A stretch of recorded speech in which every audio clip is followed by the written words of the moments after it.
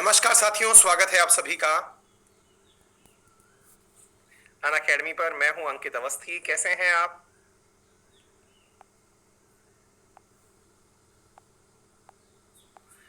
Very good evening.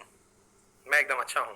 Shweta, अनु, मोहित, सुधांशु, नंद, नीर, अमित, शिकुंदा, काजल, प्रसन्ना, शिवांशी, पूजा, शांतनु होने वाला है। कल हमने एक इंडियन पॉलिटी का इंट्रोडक्टरी सेशन लिया था। इंट्रोडक्टरी सेशन में हमने विशेष रूप से आप लोगों को बताया था कि किस प्रकार से भारत का संविधान आया और भारत का संविधान क्यों बनाया गया। आज हम बात करने वाले हैं वहां से थोड़ा आगे चलते हुए, और हम ये चर्चा करेंगे कि किस प्रकार से भारत के संविधान में जो सबसे पहली लाइन लिखी गई है, जिसे हम प्रस्तावना कहते हैं, वो आफ्टर ऑल है क्या, और उसे लेकर के इतना विवाद क्यों है ना। आफ्टर ऑल मतलब ऐसा क्यों है कि प्रस्तावना को लेकर के सुप्रीम कोर्ट कई बार कंफ्यूज रही है। जैसे मैं आपको एक चीज दिखाता हूं, आप उसे डायरेक्ट देखें और उसके बाद हम शुरू करेंगे। देखिए, आपके सामने मैं लेके चलता हूं। साथियों, ये तीन बहुत प्रमुख केस हैं। एक बार के लिए इन केसेस को देखें आप, फिर हम आगे की चर्चा बढ़ाएंगे। क्या ये तीन वो केस हैं जो ये बताते हैं कि प्रस्तावना को लेकर के भारतीय सुप्रीम कोर्ट भी लंबे समय तक कंफ्यूज रही है? क्या भाई, ये विद्यार्थी क्या कह रहे हैं? सर, मेरा भी क्वेश्चन का आंसर नहीं देते आज तक। वर्ल्ड ज्योग्राफी नहीं, ज्योग्राफी ऑफ पॉलिटी आ गई। मनीष कुमार गोंद। अब यार भैया, आप लोगों के प्रश्न कौन से होते हैं थोड़ा ऐसे बता दिया करो। मतलब मुझे ऐसे पता नहीं चलता ना कमेंट में आप क्या पूछना चाह रहे हो, है ना। ऐसा करो, क्लास खत्म हो जाएगी ना, तब आप अपनी जो बातें हैं वो क्वेश्चन कर का जो टैब है ना, उस क्वेश्चन टैब में डाल देना, ठीक है। अगर कुछ इंपॉर्टेंट हुआ जो वाकई में पढ़ाई से रिलेवेंट हुआ तो डेफिनेटली आंसर दे दूंगा, है ना। और क्वेश्चन टैब में डाल देना, ठीक है। चलो अब पढ़ लो। हाँ, अजय मौर्य, 1 साल हो गया, नाम तक नहीं लिया। हाँ भाई, अब चलो मैं कैसे मतलब जी पाऊंगा। भारतीय संविधान है, उसका फ्रंट पेज जिसको आप प्रस्तावना कह रहे हैं, उस प्रस्तावना पर जो लाइनें लिखी हुई हैं, भारतीय सुप्रीम कोर्ट लंबे समय तक खुद इस बात को लेकर कंफ्यूज रही कि इसे हम सुप्रीम उसका संविधान का हिस्सा माने या ना माने। और इस सवाल को लेकर के बहुत बार परीक्षाओं में पूछा गया है कि प्रस्तावना संविधान का हिस्सा है भी या नहीं है। और इसमें ये तीन केस बहुत प्रमुख केस के रूप में दर्ज किए जाते हैं। सबसे पहला केस है बेरूबारी केस, और बेरूबारी केस के अंतर्गत सुप्रीम कोर्ट ने अपने एक निर्णय में कहा, यहां पर यह कहा कि प्रस्तावना संविधान का हिस्सा नहीं है। हालांकि यह माना कि प्रस्तावना एक मार्गदर्शक सिद्धांत के रूप में इस्तेमाल किया जा सकता है। अब इस शब्द का मीनिंग क्या है?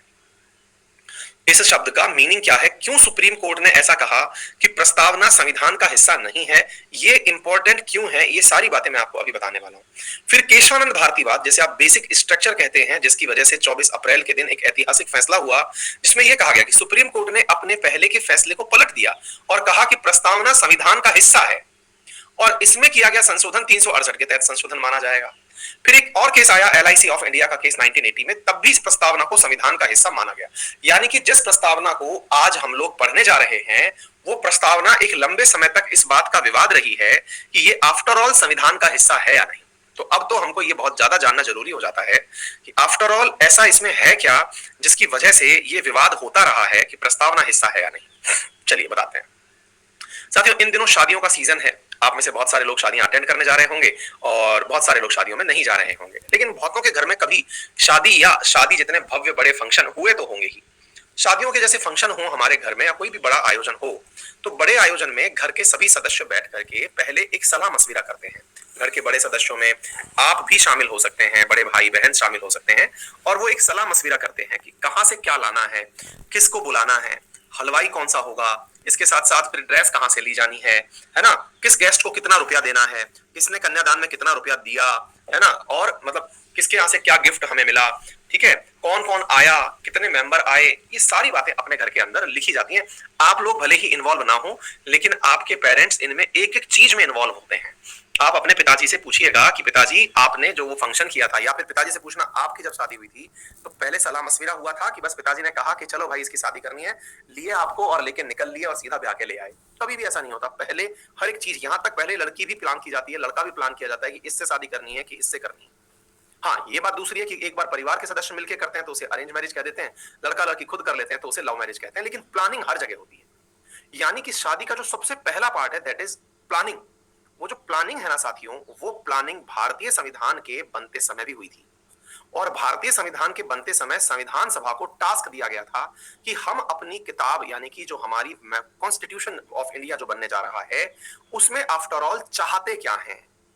और इस बात को लेकर के संविधान सभा के अंदर 9 दिसंबर 1946 में उद्देश्य प्रस्ताव रखा गया कि हम आफ्टर ऑल चाहते क्या हैं, कैसी चीज हम अपने संविधान में डालना चाहते हैं। और उस समय संविधान में संविधान निर्माताओं ने अपनी तरफ से ये बातें बोली, क्या बोली कि हम एक ऐसा संविधान चाहते हैं जो पूरी तरह से संप्रभु हो, डेमोक्रेटिक हो, रिपब्लिक हो, जहां पर न्याय हो, स्वतंत्रता हो, समानता हो, भ्रातृत्व हो, ऐसा हम अपना एक देश चाहते हैं। अब इन चीजों को, इन मूल्यों को जो प्रदान कर दे, ऐसा संविधान बना दो। क्या आप मेरी बात समझ पा रहे हो? संविधान सभा के अंदर एक चीज करी गई जिसे आप कहते हैं ऑब्जेक्टिव रेजोल्यूशन, एक उद्देश्य प्रस्ताव रखा गया जिसमें कहा गया कि हम एक ऐसा संविधान चाहते हैं। कैसा संविधान? जिसमें हम अपने संप्रभु हों। इन शब्द का मीनिंग क्या है आगे आने वाले समय में मैं बताऊंगा, लेकिन पहले एक इस तरह का प्रस्ताव रखा गया। ठीक है सर, प्रस्ताव रख दिया गया, हम चाहते क्या हैं, ये बातें सभी लोगों के सामने रख दी गई, क्योंकि संविधान तो हमारा 2 साल 11 महीने 18 दिन में जाके बना, लेकिन किन गाइडलाइंस पर काम करते हुए चलना था ये तो पहले ही डिस्कस करना जरूरी था ना। बिल्कुल वैसे ही जैसे शादी को रियल में होने में तो पूरा पूरा मतलब पहले लड़के की दिखाई होती है, देखने में फाइनल किया कि हाँ भाई ये लड़का सही रहेगा या ये लड़की सही रहेगी, पहले फाइनल किया जाता है उसको, फिर उसके बाद में कोर्टशिप पीरियड चलता है, 6 महीने तक फोन पर एक दूसरे को चेकिंग ही कर रहे होते हैं कि दारू पीता है कि नहीं, लड़की झूठ बोलती है कि नहीं, टाइप से ये सब काम चल रहा होता है। फिर शादी से पहले ये चेक किया जाता है कि इसके घर वाले झूठे तो नहीं है या इसकी घर वाले झूठे तो नहीं है, ये चेकिंग चल रही होती है। फिर लेन देन की बातों पर क्रॉस चेक किया जाता है, यानी कि लंबे समय तक चेकिंग चल रही होती है। लेकिन प्लानिंग तो बहुत पहले हो गई ना, प्लानिंग बहुत पहले हो गई, शादी को एग्जीक्यूट होने में पूरा पूरा 1 साल लग गया। समझ रहे हैं आप? भारत के संविधान में भी ऐसा ही है, भारत के संविधान की प्लानिंग तो बहुत पहले ही बैठ के कर ली गई, लेकिन उसको एग्जीक्यूट होने में 2 साल 11 महीने 18 दिन यानी पूरे पूरे 3 साल ही लग गए। आपकी शादी कैसे हुई? बड़ी धूमधाम से। क्या आप मेरी बात समझ पा रहे हैं? तो कहने का अर्थ क्या है, कहने का अर्थ क्या है कि ये जो प्रस्ताव है ना, ये बहुत बड़ी चीज है, मतलब इसको आप अंडर एस्टिमेट नहीं कर सकते। समझ रहे हैं आप मेरी बात? इसको आप अंडर एस्टिमेट नहीं कर सकते कि रेजोल्यूशन क्या होता है। अच्छी बात है, अब हम इसके आगे बढ़ते हैं। तो बोले सर एक बात बताओ, जब ये इतनी ही बड़ी बात है तो फिर इसे संविधान मतलब सुप्रीम कोर्ट ने इसका हिस्सा क्यों नहीं मांगा? बहुत बड़ी बात है। जब आपको लग ही रहा है कि इतनी बड़ी चीज है तो फिर सुप्रीम कोर्ट ने इसे संविधान का हिस्सा क्यों नहीं माना? क्या सुप्रीम कोर्ट मतलब कोई सस्ता नशा कर रही थी क्या? है मतलब सस्ता नशा कर रही थी क्या? मतलब जज उस समय क्या मतलब सिफारिशों से आते थे क्या कि फलाने साहब का बेटा जो है उसको जज बना दो, इस टाइप से थे क्या? मैंने कहा नहीं, ऐसा भी नहीं था। तो फिर क्या मतलब उनको कुछ होश ही नहीं था क्या? बना दिया बस संविधान, और बेरुबारी जैसे केस में डिसीजन दे दे रहे हो कि प्रियम्बल जो है ये इसका हिस्सा नहीं है। पागलों वाली बात हो गई ये तो। मैंने कहा नहीं, अब इसके पीछे की कहानी दूसरी है। कहानी ये है साथियों कि जब 1960 के समय ये सारा केस चल रहा था, उस समय ये बिल्कुल वैसे ही हो गया जैसे आप में से बहुत सारे लोग जिन्होंने कोई भी आयोजन किया हो, उस आयोजन की आप में से बहुत सारे लोगों के पास में डॉक्यूमेंटेशन रखने की आवश्यकता फील ही नहीं हुई। जैसे मैं आपको बताता हूं, आपके घर में रिसेंट कोई भी कार्यक्रम हुआ, उसकी प्लानिंग भले ही हुई थी, लेकिन आज भी वो फाइल संभली हुई रखी हो, इसका थोड़ा डाउट है। दोबारा समझिए, पहली बात तो ये कि आपने, अच्छा मैं बहुत ही व्यवहारिक रूप से शादी वाले ही उदाहरण पे समझाता हूं। अक्सर क्या होता है ना, जब अपने घर में बड़े भैया की शादी होती है या बड़ी दीदी की शादी होती है ना, उस समय प्लानिंग तो पूरी होती है, लेकिन उस प्लानिंग में भाभी की मुंह दिखाई में क्या आया या बहन के कन्यादान में क्या आया, ये बातें उस समय तो लिखी जाती हैं, लेकिन बाद में ये पन्ना इतना संभाल के नहीं रखा जाता। अच्छा, बड़े भैया की शादी हो गई, अब नंबर आपका था, आप मान लीजिए 3 भाई बहन है, उदाहरण के लिए ले लीजिए, अब नंबर आपका था, लेकिन बड़े भैया और आपकी शादी के बीच में 4 साल निकल गए। अब जब 4 साल निकले तो उस 4 साल में आपके कई रिश्तेदारों की शादियां भी होली, और कई रिश्तेदारों की शादियां हुई तो आप बड़े कंफ्यूज हुए ये सोच करके कि यार उनको कन्यादान में कितना रुपया दें।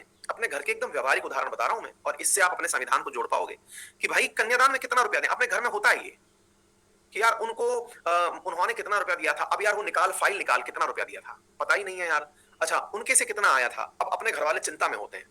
उस चिंता के बाद में फिर वो निर्णय लेते हैं कठिन मन से कि अब की बार ना इसकी शादी में सब बातें लिखेंगे।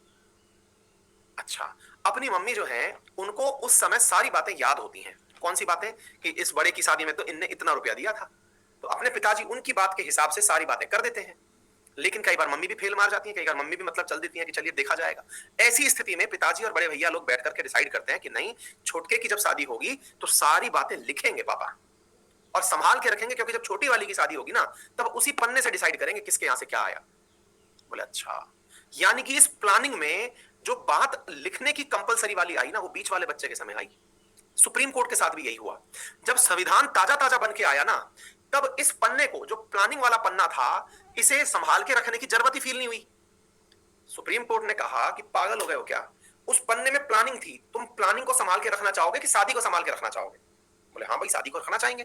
तो बोले तुम्हारे सामने जब संविधान खुद साक्षात संविधान बनकर आ चुका है, तो फिर उस पन्ने के पीछे क्यों भाग रहे हो? फिर बोले हाँ यार, ये बात तो आप सही कह रहे हो। सुप्रीम कोर्ट ने कहा कि जब तुम्हारे सामने साक्षात संविधान बन के आ चुका है, जिस संविधान को बनाने के लिए प्लानिंग की गई थी, तो फिर जरूरत क्या है? बोले हाँ यार, ये तो बात सही है, बेरुबारी गलत भी नहीं था। तो बोले इसको संभालने की जरूरत नहीं है, तो हटाओ ना इस पन्ने को, खामखा इसको भी ऐसे तो सब कचरा संभाल लो, फिर तो उन पन्नों को भी ले लो, उन डिबेट्स को भी इसमें शामिल कर लो। पॉइंट समझना, संविधान सभा के अंदर जो डिबेट्स हुई थी उनको भी लिख लो, इसमें लिख दो, मेंशन कर दो, फिर तो बात कर रहे हो यार। फिर तो संविधान नहीं पूरा की पूरा, मतलब महाभारत बना दो, इसे पढ़ता रहेगा, पढ़ने वाला एक जीवन निकाल लेगा इसके लिए। बोले हाँ यार, ये बात तो सही है। तो बोले हटाओ इस सब चीज को, फालतू की बातें नहीं करनी। बोले अच्छा, और ज्यादा दिक्कत आए ना, नेहरू जी बैठे हैं, इनने ही बनवाया था नेहरू जी बैठे थे उन दिनों, क्योंकि बेरुबारी 1960 का है। नेहरू जी बैठे, संविधान सभा के अधिकांश लोग जो हैं वो जिंदा थे, संविधान सभा के अधिकांश लोग जिंदा थे। बोले कोई भी दिक्कत आएगी ना, नेहरू जी से पूछे, नेहरू जी ये क्यों लिखवाई थी लाइन? पॉइंट था, यानी उस समय सुप्रीम कोर्ट को जरूरत ही नहीं लगी, उस समय सुप्रीम कोर्ट को जरूरत ही नहीं लगी, क्यों रखवाना है? फिर आता है केशवानंद भारती वाला मामला। अब तक साहब कई लोग निकल लिए, संविधान सभा वाले इंक्लूडिंग अपने चाचा, वो भी निकल लिए। आगे बात समझ में? अब जब वो निकल लिए तो मुसीबत ये कि उस किताब को जो पढ़े वो पढ़ करके अपने हिसाब से इंटरप्रेटेट करे, उस किताब को जो पढ़े वो पढ़ करके अपने हिसाब से इंटरप्रेटेट करे। मतलब अब तो सुप्रीम कोर्ट के जज भी नए प्रकार के आ चुके थे, नेताओं की संतानें आ चुकी थी जो संविधान सभा में नहीं बैठी हुई थी। क्या आपको बात समझ में आ गई?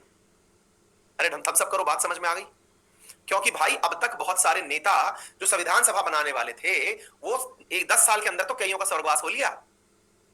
अब सुप्रीम कोर्ट को भी समझ में आने लगा कि संविधान नामक पुस्तक तो लिख दी गई है, लेकिन इस पुस्तक को पढ़ेगा कौन? इस पुस्तक को पढ़ेगा कौन, इतनी मोटी किस पुस्तक को? अब ये वाली बात जब समझ में आने लगी तो सुप्रीम कोर्ट ने कहा कि नहीं नहीं नहीं नहीं नहीं, इस पुस्तक से पहले वो पन्ना वापस ढूंढो जो तुमने शुरुआत में नहीं लगाया था, वो लगाओ, ताकि आने वाली जनरेशन ये पता लगा सके कि आफ्टर ऑल इतनी मोटी किताब क्यों लिखी गई थी। दोबारा सुनिए, क्या कहा कि अब उस पन्ने को वापस ढूंढो, क्योंकि अब यह बात समय आ चुका है कि इस इतनी मोटी पुस्तक को क्यों लिखा गया था। दूसरी शादी वाला सीन, बड़े भैया की होली, अब आपकी वाली शादी थी, जिस समय अनुभव आया कि हाँ यार अब तो लिखना पड़ेगा, क्योंकि लोग ये भूल जाएंगे कि ये संविधान इतना मोटा लिखा क्यों गया था। आप में से भी जनाब जिन्होंने क्या बोलते हैं ना, साइंस बैकग्राउंड से पढ़ाई करी है, उनको कतई नहीं पता है कि संविधान नामक कोई किताब भी होती है। संविधान की कसम खाते हैं, ये फिल्मों में सुन रखा है, संविधान कुछ होता है ये सुन रखा है, लेकिन कोई किताब भी होती है ये किसी को नहीं पता है। साइंस बैकग्राउंड वालों के लिए तो पता नहीं आर्टिकल क्या ही होता होगा, कोई न्यूज़पेपर का आर्टिकल होता होगा, समझ रहे हैं आप? तो ऐसी स्थिति में वो वाली चीज ही नहीं है।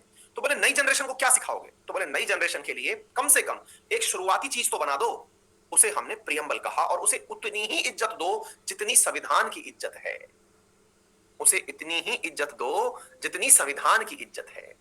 क्या आपको मेरी बात समझ में आ गई? बोलो। हाँ, अंजलि कह रही है सर जब पहली बार पढ़ा था तो ऊपर से चला गया था। हाँ, रीजन है क्योंकि हमें इसका भाव नहीं पता था। तो आज हम इस बात को समझने का प्रयास करेंगे कि इसमें कौन कौन सी बातें लिखी गई हैं। अपन लोग पढ़ते थे, हम लोगों को एक लाइन वो कसमों में खिलवाई जाती, समस्त भारत के भारतीय, एक अपन उसको भी कसमों को भी ऐसे ही खाते थे, समस्त भारत क्या कहते हैं ना, समस्त भारतीय मेरे भाई बहन है, तो उसमें डायलॉग मारते थे, एक को छोड़ के समस्त भारतीय मेरे भाई बहन है टाइप से अपन गाते थे, प्लेज लेते थे, है ना। हाँ, तो अब मेरे साथ में इस थोड़े आगे बढ़ते हैं इस पूरी कहानी को लेके। अब हम चलते हैं कि ऐसी हमारी प्रस्तावना के अंदर क्या लिख दिया गया जिसकी वजह से हमें आज का संविधान समझने में बहुत मजा आ रहा है। तो मेरे प्यारे साथियों, अपनी सब इस प्रस्तावना में कुछ गिनती के पॉइंट हैं। कौन कौन से पॉइंट हैं? पहला पॉइंट सोवरेन, दूसरा पॉइंट सोशलिस्ट, तीसरा पॉइंट सेक्युलर, चौथा पॉइंट डेमोक्रेटिक, पांचवा पॉइंट रिपब्लिक, छठा पॉइंट जस्टिस, सातवां लिबर्टी, आठवां इक्वालिटी, नवा फ्रेटर्निटी। ये कुछ पॉइंट हैं, और एक 10वां इंटीग्रिटी। ये 10 बिंदु हैं जिनको अगर कंबाइंड रूप से याद कर लिया जाए तो पूरी प्रियम्बल याद कर ली जाती है, ये माना जाता है, और हमने अपने विद्यार्थियों को इसको याद करवा रखा है। ठीक है ना? SSSDR, socialist. अब ये पता है कई बार ये शब्द पूछा गया है। पहला एस किसके बारे में लिखा गया है? Sovereign, socialist, secular. इसके बाद में democratic, Republic, justice, liberty, equality, fraternity, integrity. कुल मिलाकर के ये 10 शब्द हैं जो कि हमारी प्रियम्बल को समझाते हैं। हमारी बात समझ में? अब बड़ा सवाल बनता है। अब क्या बड़ा सवाल बनता है? अजिंदर प्रीत सर, आज मेरा 1 ईयर कंप्लीट हो गया है अनअकैडमी पर, बट मन आज तक आपकी ऑनलाइन क्लास नहीं लगवाई, ऑफलाइन ही सुनती हूँ। आज थैंक्स करने आई थी, आपकी वजह से मेरी लाइफ में बहुत चेंजेस आए हैं। Thank you so much. आपका आरएनए भी बहुत अच्छा है। बहुत बेटा, thank you so much, God bless you. और आप जिस उद्देश्य से आई थी, ईश्वर उसे पूरा करे। और बहुत सारी शुभकामनाएं आपको, और बहुत बहुत बहुत धन्यवाद, आपने ये जेस्चर शो किया। लोग नॉलेज लेने के बाद में भी सोच के चले जाते हैं छोड़ो ये तो देना इसका काम था, लेकिन आप आई, ये आपके अच्छे शिष्टाचार को दर्शाता है। धन्यवाद। हाँ जी, तो अब यहाँ पर मुद्दा क्या है उसे देखिए साथियों। मुद्दा ये है कि ये जो पॉइंट यहाँ पर कुल मिलाकर लिखे हुए हैं, इन पॉइंट्स में हमारे लिए हर एक पॉइंट समझना जरूरी है, लेकिन इसमें एक बात समझनी और जरूरी है, और वो SSI है। ये वो टर्म है साथियों जो बाद में जोड़ी गई। कब कब जोड़ी गई साथियों? ये जोड़ी गई हमारे संविधान में। हाँ भाई, कौन से संविधान संशोधन के द्वारा? 42nd कॉन्स्टिट्यूशनल अमेंडमेंट के द्वारा 1976 में। कौन कौन से शब्द जोड़े गए हमारे संविधान में? सोशलिस्ट, सेक्युलर और इंटीग्रिटी। ये जो शब्द है ना, ये 3 शब्द SSI, ये साथियों बाद में जोड़े गए थे। ये 3 शब्द 42nd अमेंडमेंट कॉन्स्टिट्यूशनल अमेंडमेंट में जोड़े गए थे। अब देखिए 1 2 3, शुरुआती 3 में S लगा हुआ है। ठीक है, मैं आपको पुराना प्रियम्बल दिखा रहा हूं। अब इसको देखिए, पुराने प्रियम्बल को, ये पुराना प्रियम्बल देखिए, थोड़ा जूम कर देता हूं। देखिए केवल शुरुआत में एक ही एस है। आगे बात समझ में? इसके बाद सीधा डी है और आर है। आगे बात समझ में? यहां फ्रेटर्निटी है, लेकिन यूनिटी ऑफ नेशन लिखा हुआ है, इंटीग्रिटी ऑफ नेशन नहीं है। आगे बात समझ में? यानी कि टर्मिनोलॉजी में अंतर आया। हिंदी में भी समझाऊंगा, चिंता मत करिए बेटा, सारी बातें समझाऊंगा। इसी को संविधान संशोधन कहते हैं। संविधान संशोधन का मतलब, जब 1973 में इसे संविधान का हिस्सा माना गया, ध्यान से सुनिएगा, जब 1973 में प्रियम्बल को संविधान का हिस्सा माना गया, तभी इन लिखे हुए पॉइंट्स में संशोधन को संविधान संशोधन कहा गया। तभी लिखे हुए इन पॉइंट्स को संविधान संशोधन कहा गया और इसे 42nd संशोधन में काउंट किया गया। आपको बात समझ में आ गई? संविधान संशोधन का मतलब क्या है? संविधान संशोधन का मतलब है साथियों कि ऐसा संविधान जिसको कि मतलब ऐसी बातें जिसको उस समय लिखा गया था, आज उसको वापस करेक्ट करने की आवश्यकता पड़ी, एडिट करना, फेरबदल, हाँ, समय के अनुसार चेंज करना। बिल्कुल, आगे बात समझ में? अच्छा, इसको हमारे इसमें लिखा हुआ कहां पर है? अशोक कुमार योगी, बहुत बढ़िया, थैंक यू सो मच भाई। अशोक कुमार योगी, बहुत बढ़िया भैया, थैंक यू थैंक यू। अब सुनिए, अब सवाल बनता है कि ये हमारे संविधान में लिखा हुआ कहां है? आर्टिकल 368 में लिखा हुआ है। 368 में लिखा हुआ है, यदि आप संविधान में संशोधन करना चाहते हैं, यदि आप संविधान में संशोधन करना चाहते हैं, तो आपको एक नियत प्रक्रिया फॉलो करनी होगी। वो आगे चल के बताएंगे हम, लेकिन फिलहाल के लिए ये ऐसे ही नहीं है कि वंस इन्हें मतलब ब्लू मून आपके दिमाग में सपना आया कि चलिए ऐसा करते हैं, आप निकाले पन्ना और लिख करके अपनी तरफ से कि आज यही होगा संविधान। जी नहीं, अगर आपको संविधान में किसी भी प्रकार का कोई परिवर्तन करना है, तो उसको करने के लिए आपको पहले इजाजत लेनी होगी संसद की, और एक विशेष बहुमत के साथ यह कार्यक्रम होगा। ये प्रक्रिया जब आएगी तब आपको बताई जाएगी। यानी पुस्तक में संशोधन इतना आसानी से नहीं होता है। आगे बात समझ में? अच्छा, अब हम आगे की तरफ बढ़ते हैं। तो बड़ा सवाल बनता है, सर इन बिंदुओं का मीनिंग क्या है जो लिखे हुए हैं? इतने सारे एस लिखे हुए हैं। हाँ भाई, सोशलिस्ट, सॉरी सॉवरेन, सोशलिस्ट, और तीसरा शब्द और है एक यहां पर जो कि यहां से गायब कर दिया है, that is secular. Might possible कि वो अगले पेज पर लिखा हो। हाँ, ये रहा। ठीक है, यहां पर सारे पॉइंट आपको समझाए जाएंगे। ये रहा डेमोक्रेटिक, इधर रहा रिपब्लिक, ठीक है, SSDR, JLEF, और फिर मेरे प्यारे साथियों इंटीग्रिटी, वो मैं आपको अलग से बोल दूंगा। ठीक है, तो अब एक एक करके इन बिंदुओं का मीनिंग समझते हैं। इनका मीनिंग क्या है? हर एक बिंदु यहां पर बहुत महत्वपूर्ण है। क्या है, आइए देखते हैं। सबसे पहले लिखा है सोवरेन। सोवरेन का अर्थ यह होता है मेरे प्यारे साथियों कि हम अपने मालिक खुद हैं। सोवरेन का मीनिंग क्या होता है? हम अपने मालिक खुद हैं, हमें किसी और से इजाजत लेने की आवश्यकता नहीं है। क्या आपको मेरी बात समझ में आ गई? दोबारा से सुनते हैं मेरे प्यारे साथियों, दोबारा से इस बात को समझने का प्रयास करते हैं कि हमारे यहां पर जब ये बोला जाए, क्या बोला जाए कि सोवरेन हमारा कंट्री है, इसका मतलब ये हुआ कि हमारे यहां का हर निर्णय we the people of India के द्वारा लिया जाएगा। क्या आपको बात समझ में आ रही है? जो हमारी इस प्रियम्बल की पहली लाइन में लिखा हुआ है, we the people of India, हम भारत के लोग, इनके द्वारा निर्णय लिया जाएगा। कोई भी हमारे बिहाफ पर निर्णय नहीं ले सकता। तो बोले सर ऐसा कहां होता है क्या? ऐसा कहीं होता है क्या? बिल्कुल होता है, आज भी होता है। कहां होता है? ऑस्ट्रेलिया के संविधान में यह चीज नहीं लिखी हुई है। ऑस्ट्रेलिया के संविधान में we the people of Australia नहीं है, क्योंकि वो आज भी सारे निर्णय ब्रिटिश क्वीन, जो क्वीन अभी बैठी हुई है, क्वीन विक्टोरिया, उनकी वजह से लेते हैं, क्योंकि वो क्या है? रियलम है, रियलम। क्वीन एलिजाबेथ जो है उनकी वजह से लेते हैं, क्योंकि वो कॉमनवेल्थ रियलम कंट्री है। न्यूजीलैंड वालों के साथ भी यही है, ब्रिटेन वालों के साथ भी यही है। इनके यहां पर हर निर्णय ये खुद नहीं ले सकते, राजा ले रहा है या कोई और देश ले रहा है। आ गई बात समझ में? हालांकि अभी ये सब चीजें केवल और केवल ऑन पेपर हैं, वास्तविकता में ऐसा नहीं है। सारी चीजें अब केवल सम्मानजनक रूप से रह गई हैं। मतलब होता अब वही है जो ऑस्ट्रेलिया खुद चाहता है, लेकिन फिर भी सम्मान के रूप में उन्होंने अभी भी जो ब्रिटेन की महारानी है उन्हें अपनी महारानी माना हुआ है। आ गई बात समझ में? पहला पॉइंट निकल के आया। दूसरा पॉइंट चलते हैं। तो सोवरेन समझ में आया, अपने मालिक खुद होना, यानी कि यहां पर अपने द्वारा खुद का निर्णय खुद लिया जाना, दैट इज सोवरेन। दूसरा चीज है साथियों समाजवाद। ये बाद में समझाएंगे। इस समाजवाद और सेक्युलर, इन दो शब्दों के ऊपर कई बार मुझे आधी आधी क्लास लेनी पड़ जाती है। समाजवाद, क्योंकि ये विचारधाराएं हैं, केवल शब्द का अर्थ नहीं है। ये कुछ ऐसी चीजें हैं जिन्हें समझाने में कई बार मैं पूरी पूरी आधी आधी क्लास खा जाता हूं, कई बार तो पूरा पूरा क्लास ले जाता हूं इस चीज को लेकर, है ना। इनको लास्ट में समझा दूंगा, ठीक है ना, क्योंकि ये आइडियोलॉजी है, इनको आप एक दिन में नहीं, मतलब ऐसा नहीं है कि मैं शब्दों में समझा के निकल जाऊं, समय लगेगा। पॉलिटी जो है ना, अगर आप लोग ल्यूसेंट टाइप की पॉलिटी पढ़ने यहां आए हैं तो गलत आ गए हैं, क्योंकि इस कोर्स का नाम फाउंडेशन कोर्स है। और इस कोर्स की खूबसूरती यह है कि जिसने भी ये कोर्स पढ़ा है मुझसे, चाहे ज्योग्राफी पढ़ी हो, चाहे पॉलिटी पढ़ी हो, चाहे इकोनॉमी पढ़ी हो और हिस्ट्री, उसका जीके से डर निकल गया है। अब वो आपके लिए कितना जरूरी है ये आप खुद डिसाइड करें, लेकिन हाँ, ये डर जो है ना, डर क्या होता है वो खत्म हो चुका है, ठीक है। चलिए तो आगे देखते हैं साथियों, डेमोक्रेटिक क्या होता है इसको समझते हैं। साथियों डेमोक्रेटिक का मतलब होता है, ये टर्म मैं कल सिखाऊंगा, मुझे याद दिला देना। डेमोक्रेटिक का मतलब क्या होता है, अब इसको थोड़ा सा समझने का प्रयास करते हैं। दो शब्द आएंगे, एक आएगा डेमोक्रेटिक और एक आएगा रिपब्लिक। रिपब्लिक, दो शब्द आने वाले हैं, एक प्रजातंत्र और एक गणतंत्र। इन दोनों को समझते हैं। देखिए साथियों, the term democratic indicates that constitution has established a form of government which gets its authority from the will of the people expressed in an election. मतलब हमारी जो सरकार है ये for the people by the people है। क्या आपको मेरी बात समझ में आ गई?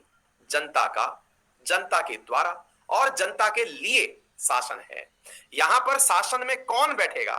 एक चाय वाला बैठेगा, एक राजा बैठेगा, एक आईएएस ऑफिसर बैठेगा, ये हम लोग डिसाइड करते हैं। क्या आप मेरी बात समझ पा रहे हैं?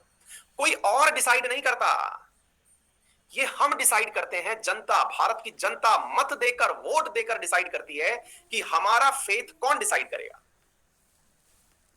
ये हम डिसाइड करते हैं, प्रजातंत्र डिसाइड करता है। और प्रजातंत्र बहुमत के ऊपर चलता है, प्रजातंत्र वोटिंग के माध्यम से कार्य करता है, चुनाव पद्धति के नाम से चलता है। ये चुनाव पद्धतियां चाहे जैसी हो, ये चुनाव पद्धतियां चाहे जैसी हो। अनुपम पूछ रहे हैं सर आईएएस ऑफिसर कैसे? क्यों नहीं बना? अरविंद केजरीवाल जी जैसे कल को मान लीजिए प्रधानमंत्री बन गए, क्यों नहीं हो सकता? ये तो आपके ऊपर है ना, आप किसको चुनते हैं। बहुत सारे ब्यूरोक्रेट्स हैं भारतीय संविधान उसके अंदर अभी, जो अभी आपके एमईए के मिनिस्टर है, मिनिस्ट्री ऑफ एक्सटर्नल अफेयर, ये सब बातें बात की, लेकिन फिर भी मुद्दा समझ रहे हैं आप मैं क्या कहना चाह रहा हूं? तो मुद्दा ये है कि यहां पर चुनने के कारण सरकार बनी गई है, किसी ने थोपी नहीं है। फिर आपसे कोई पूछेगा तो सर पहले ऐसा होता था क्या? अरे यार गजब कर रहे हो, अंग्रेजों के समय आपको बताया जाता था कि ये आपके गवर्नर जनरल होंगे, ये आपके राज्य का गवर्नर होगा, ये आपके जिले का डिप्टी डीएम होगा। हर चीज ऊपर से आती थी, हमारे से कोई नहीं पूछता था। अब वो अच्छा है तो अच्छा है, वो बुरा है तो बुरा है, हमें कुछ भी नहीं बताया जाता था। क्या आपको मेरी बात समझ पा रहे हैं? अच्छा पहले ऐसा होता था? बोले जी हाँ। फिर सर इस पद का मतलब क्या है, किसका मतलब? बोले सर एक शब्द होता है और वो शब्द होता है रिपब्लिक। हमने कहा ये बात बहुत सही है। अब इस शब्द का मीनिंग भी समझ लो, क्योंकि कई बार लोकतंत्र, डेमोक्रेटिक और गणतंत्र, इनमें हम परेशान होते हैं। किस किस में? लोकतंत्र एंड गणतंत्र, इन दो चीजों में हम परेशान होते हैं। लोकतंत्र तो समझ में आ गया, जिसे आप डेमोक्रेसी कह रहे हैं। हमें तंत्र तो यहां पर भी समझ में आ गया, लेकिन ये गण समझ नहीं आया। साथियों यहां पर गण का मतलब है गणमान्य, और जो गणमान्य है हमारे यहां पर वो है देश का महामहिम। साथियों हमारे देश का महामहिम यानी कि देश का प्रथम नागरिक भी, देश का सर्वोच्च पद भी चुना हुआ है, यानी कि उसे भी किसी ने अपॉइंट नहीं किया है। हमारे यहां का हेड ऑफ स्टेट भी जो है वो भी इलेक्टेड है। बोले और कहीं ऐसा होता है क्या, कुछ और होता है क्या किसी और के पास में? बिल्कुल होता है। जैसे मेरे प्यारे साथियों, जैसे कहां होता है, आप चलिए ब्रिटेन की यात्रा पर। ब्रिटेन के अंदर जो सर्वोच्च पद है वो आज भी राजा का है। आज रानी बैठी हुई है वहां, यानी कि वहां पर राजशाही चलती है। वहां प्रधानमंत्री भी है, ऐसा नहीं है बोरिस जॉनसन वहां प्रधानमंत्री हैं, लेकिन वहां राजा रानी का शासन भी चलता है। राजा ऊपर है और प्रधानमंत्री नीचे है। तो बोले सर ये क्या चीज है? देख लीजिए आप क्या है ये। इसको कहते हैं संवैधानिक राजशाही, यानी कॉन्स्टिट्यूशनल मोनार्किज्म। कॉन्स्टिट्यूशनल मोनार्किज्म। बोले अच्छा ये आज भी चल रहा है? बिल्कुल आज भी चल रहा है। कहां चल रहा है? ब्रिटेन में चल रहा है। और राजा भी होता है और संविधान भी होता है। नेपाल में अभी ऐसा नहीं है, पहले ऐसा हुआ करता था। बोले अच्छा, तो मतलब ये हुआ कि गणतंत्र में जो सर्वोच्च पद है वो एक चुना हुआ व्यक्ति होता है। दूसरा, इसका एक मीनिंग और भी है, हालांकि वो अनरिटन है, लेकिन फिर भी आप उस मीनिंग को समझ के चलिए। दूसरा मीनिंग ये है साथियों कि यहां पर जो सर्वोच्च पद पर बैठा हुआ व्यक्ति है, उसके कार्यालय में आप कोई भी साधारण व्यक्ति जब चाहे तब जा सकता है। आप भारत के सर्वोच्च पद के ऊपर बैठे हुए किसी भी पद के ऊपर व्यक्ति के ऑफिस में जब चाहें तब जा सकते हैं। आप पूछेंगे कई लोग, क्या बात कर रहे हो सर, हम राष्ट्रपति भवन जा सकते हैं? अरे भैया घूमने जाते हैं, अभी तो राष्ट्रपति भवन का सबसे बेहतरीन टाइम है घूमने का, आप जाइए ना, क्यों नहीं जा सकते हैं? बिल्कुल जाइए। राय से वो क्या कहते हैं, राष्ट्रपति भवन के अंदर जो गार्डन बना हुआ है, रोज गार्डन, उसका नाम मैं भूल रहा हूं, क्या नाम है, उसे आप जाइए बकायदा घूम कर आइए। मुगल गार्डन है ना शायद उसका नाम, बिल्कुल जनता के लिए खुला हुआ है वो, बकायदा वीक्स पे खुलता है, भीड़ मैनेज रहे इसके लिए व्यवस्थाएं हो सकती हैं। बोले क्या बात कर रहे हो सर, हम क्या संसद में भी जा सकते हैं? अरे बिल्कुल जा सकते हैं भाई, आप सभी लोग संसद में। अभी कोरोना के अंदर ये तो आप भी समझ रहे हैं ना कि ये तो आप घर से ही बाहर नहीं निकल सकते, तो संसद की तो बात क्या करें। आप अपने पड़ोसी के घर में नहीं जा सकते, राष्ट्रपति भवन की तो क्या बात कर रहे हैं? डिजास्टर चल रहा है ना, है ना। आप अपने रिश्तेदारों के घर नहीं जा पा रहे हैं। हाँ, लेकिन जब परिस्थितियां सामान्य हो आप बिल्कुल जा सकते हैं, संसद जा सकते हैं। बोले मतलब जब कोरोना जैसी परिस्थितियां नहीं है तो हम संसद में भी जा सकते हैं। बिल्कुल आप संसद में जा सकते हैं, संसद की कार्यवाही देख सकते हैं, बकायदा ये देख सकते हैं कि आपका नेता क्या कर रहा है। मैं खुद गया हूं, और जाने के लिए आपको पास लेना पड़ता है, पास गेट पर मिलता है, पैसे कुछ नहीं लगते हैं, फ्री ऑफ कॉस्ट है। जाइए ना, आपको कहां जाना है। बिल्कुल प्रेसिडेंट से भी मिल सकते हैं, मिलने जाते हैं लोग भाग भाई प्रेसिडेंट से। वो प्रक्रिया है जिसको पूरा करते हुए जाना है, वो प्रक्रिया है, क्योंकि 125 करोड़ की आबादी है। जो आबादी वहां जाकर के, क्योंकि एक साथ पहुंच जाएगी तो राष्ट्रपति सबको नहीं सुन पाएगा, तो राष्ट्रपति अपने अधीनस्थों से बोल देता है कि सुन लो, अगर ज्यादा जरूरी हो तो भेज देना। संसद में बोलने के लिए आपको चुनाव जीतना पड़ता है, ये हमारी कंडीशन है। आगे बात समझ में। आप अपनी लोकल विधानसभा में जा सकते हैं, जो आपकी असेंबली जहां मुख्यमंत्री भाषण देता है वहां जाकर के बैठ सकते हैं। बाकायदा जहां आपको गणमान्य लोग बैठे दिखाई देते हैं, उनके चारों तरफ बैठने की कुर्सियां डली होती हैं, वो कभी दिखाई नहीं जाती, चारों तरफ पूरी वैल होती है। अरे शहीद भगत सिंह ने उसी में से तो जाकर के बम गोला फेंका था नीचे, उसी वैल में से तो गोला नीचे फेंका था। और कहां से फेंका था? वो कहां से पहुंच गए थे फिर असेंबली में, कहां से पहुंच गए थे? एक विद्यार्थी कह रहे सर आप तो आइडिया दे रहे हो। अरे भाई मैं आइडिया नहीं दे रहा हूं, बता रहा हूं।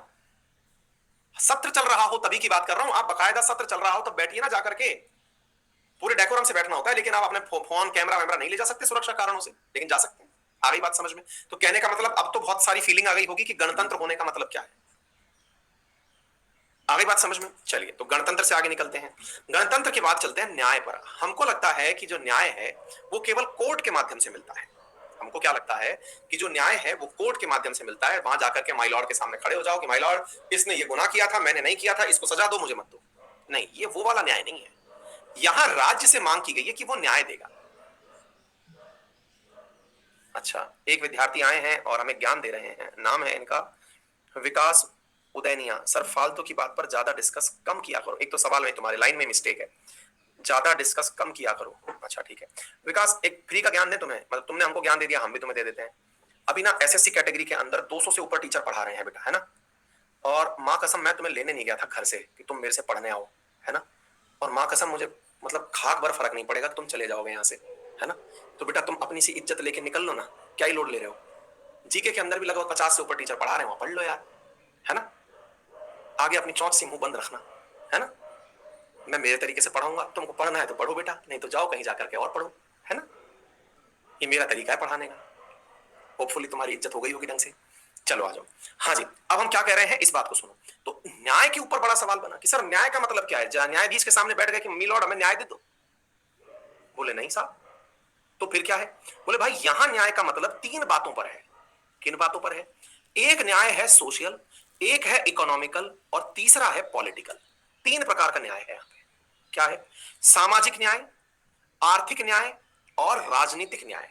बोले सर हमने तो न्याय अभी तक दो ही प्रकार का सुना था। हमने तो न्याय अभी तक दो ही प्रकार का सुना था। और वो कौन कौन सा सुना था? सर हमारे लिए न्याय तो एक होता था फौजदारी वाला, क्रिमिनल वाला, और एक होता था सर सिविल वाला। हमने तो अभी तक दो ही प्रकार के केसेस सुने थे। हमने तो अभी तक दो ही प्रकार के केस सुने थे। कौन कौन से? या तो हमने क्रिमिनल सुना था या सिविल सुना था। ये अभी नई चीज कहां से आ गई? सोशल न्याय होता है, इकोनॉमिकल न्याय होता है, पॉलिटिकल न्याय होता है। ये सर हमको नहीं पता था पहले से। अब बता देते हैं क्या होता है ये। सामाजिक न्याय का मीनिंग समझिए मेरे प्यारे साथियों। सामाजिक न्याय का मतलब है, पहले तो न्याय का मतलब हम समझते हैं। न्याय का अर्थ होता है देश के जितने भी वर्ग हैं, जितनी भी जातियां हैं, जितने भी समूह हैं, उन सभी को मेरे प्यारे साथियों बराबर इज्जत देना। उन सभी को बराबर इज्जत देना, अवसर देना, मौके देना। असल में साथियों ये वही न्याय है जिसके चलते आर्टिकल नंबर 15 और 16 में हम सभी को आरक्षण का प्रावधान दिया गया है। असल में मेरे प्यारे साथियों ये वही न्याय है जिसके चलते हमें आरक्षण दिया गया है। क्या आपको मेरी बात समझ में आ रही है? सामाजिक न्याय का अर्थ यह नहीं है कि न्याय का मतलब कहीं पर समाज के अंदर कोई एक पंचायत बैठेगी, वहां पर कहा कि साहब इसने कम उम्र में विवाह कर लिया, इसको सजा दे दो। नहीं, सामाजिक न्याय का मतलब है सबको बराबर अवसर दिए जाएंगे। और जब बराबर अवसर की बात आएगी तो सामाजिक अवसर सरकार कैसे विकसित करेगी? चाहे उसे जरूरी हुआ तो रिजर्वेशन देगी, जरूरी हुआ तो छात्रवृत्ति यानी स्कॉलरशिप देगी, जरूरी हुआ तो प्रमोशन में आरक्षण देगी, जरूरी हुआ तो फिर वो अपॉइंटमेंट के लिए आवश्यक जो आवेदन की उम्र है उसमें आरक्षण देगी। वो कैसे ना कैसे करके आपको बराबर लेकर के आएगी। जब मैं इस पॉइंट पर पहुंचता हूं तो बच्चों का एक सिंपल सा डाउट आके खड़ा हो जाता है, और वो ये है कि फिर सर आरक्षण जो है वो कैसे तर्क सम्मत हुआ। एक बहुत बड़ा सवाल है कि सर फिर ये जो आरक्षण है ये कैसे बराबरी की बात हुई, है ना। इस पर अगेन एक दिन समय लगेगा। जैसे सोशलिस्ट और इसको समझाने में आधी क्लास घुस जाती है, ऐसे ही एक दिन आरक्षण पर भाषण होगा। इस पे भी कम से कम 15 से 20 मिनट मुझे डेडिकेटेडली बोलना पड़ता है। फिलहाल के लिए ये समझ लो कि आरक्षण अच्छी चीज है, ठीक है। बोलेंगे इसके बारे में, आपको पूरी अवेयरनेस देंगे, ठीक है। अच्छा, अब चलते हैं साथियों इकोनॉमिकल आधार पर। अब ये कैसे होता है साथियों? इकोनॉमिकल आधार पर क्या है इसका मीनिंग थोड़ा सा समझने का प्रयास करिए। इकोनॉमिकल आधार पर मान लीजिएगा कि आपने एक ऐसे देश का निर्माण कर दिया जहां पर एक व्यक्ति जिसके पास पढ़ाई नहीं थी, एक ऐसा व्यक्ति जिसके पास में कोई संसाधन नहीं थे, वो व्यक्ति अपने पास धन उपार्जन की व्यवस्था नहीं कर पाया, धन कमाने की व्यवस्था नहीं कम कर पाया। हमारी क्लास में एक विशेष प्रकार के व्यक्ति पढ़ा रहे हैं, उनको भी थोड़ा इज्जत देना पड़ेगा। आरक्षण की इंग्लिश क्या होती है? ये कौन बालक है? निकल लिया। एक्चुअली क्या है साथियों, जब बहुत दिनों बाद बैच शुरू होता है ना तो क्लास को पहले थोड़ा एडजस्ट करने में टाइम लगता है ना। क्या ही बोले, खैर छोड़िए। नहीं तो क्या है, अभी शुरुआत में है ना, थोड़ा सा रुक जाइए। क्या काफी दिनों बाद, मतलब काफी लंबा गैप हो गया ना, तो काफी सारे नए लोग क्लास में आ गए, तो उन्हें अभी एक पिच पर लाना पड़ेगा। अभी थोड़ा सा उन सब की कटिंग करनी पड़ेगी, तब जाकर के वो मतलब नॉर्मल आएंगे। अभी थोड़ा उड़ रहे हैं सभी लोग, है ना। तो चलिए, तो मुद्दा नंबर दो कि आर्थिक आधार पर न्याय कैसे होगा। तो मेरे प्यारे साथियों, मान के चलो कि परिस्थितियां ऐसी हो जाएं कि देश के सभी बड़े संसाधन जैसे तेल है, खनिज है, अनाज है, या फिर कोई भी ऐसा संसाधन है, उस पर केवल पैसे वालों का कब्जा हो जाए और गरीबों को कुछ ना मिले। और जब गरीबों को कुछ ना मिले तो ऐसी स्थिति में हमारे यहां न्याय कहां हुआ? आज जो भारत के अंदर परिस्थितियां देखी जा रही हैं कोरोना के समय पर, यह कहा जा रहा है कि अमीर व्यक्ति नहीं मर रहा। दिल्ली में तो ऐसा तक हुआ है कि कोर्ट के जजेस के लिए अगर कोरोना पेशेंट वो हैं या उनके परिवार के सदस्य हैं तो उनको 5 स्टार होटल में रुकने की व्यवस्था दी जा रही है। 5 स्टार होटल में ही ऑक्सीजन मिलेगा, वहीं रुकिए, वहीं होटल खाना देगी। और एक गरीब आदमी जो ऑक्सीजन के लिए एक जगह से दूसरी जगह भटकता फिर रहा है। इसका मतलब ये तो आर्थिक न्याय नहीं है सर। मतलब पैसा है तो आपका संसाधनों पर हक है, और नहीं है तो फिर आपका इसका मतलब गलत तरीका है।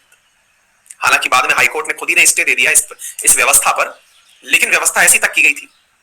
तो सर ये तो न्याय नहीं हुआ आर्थिक आधार पर। बिल्कुल नहीं हुआ।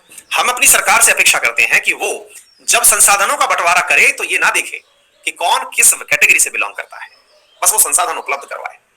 और यही कारण है कि मनरेगा हो या फिर आयुष्मान भारत योजना हो या जो भी स्कीम, वो सभी इसी कारण से तो आती हैं। क्या आपको मेरी बात समझ में आई? तीसरी चीज है साथियों, पॉलिटिकल। सर राजनीतिक न्याय से क्या मतलब है?